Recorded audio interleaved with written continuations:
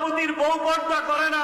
সেক্রেটারির বউ পর্দা করে না, ক্যাশিয়ারের বউ পর্দা করে না, অনেক ইমামের বউ পর্দা করে না, অনেক খতিবের বউ পর্দা করে না, অনেক ওয়াইজের বউ পর্দা করে না, অনেক মুসল্লির বউ পর্দা করে না, অনেক হাজির বউ পর্দা করে না। আল্লাহর কসম হাজি, তোমাকে শোনায় যাই, শুনে রাখো, লেখে রাখো, মসজিদের সভাপতি লেখে রাখো, সেক্রেটারি লেখে রাখো,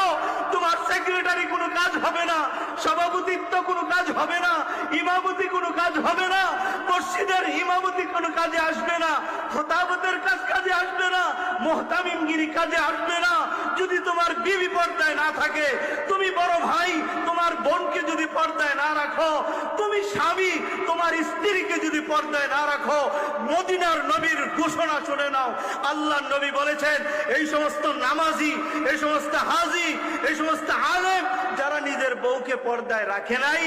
নিজের মাকে পর্দায় রাখে নাই, নিজের বোনকে পর্দায় রাখে নাই, অটোমেটিক হাসরের ময়দানে এদের কপালে লেখা উঠবে দ্য ইউস।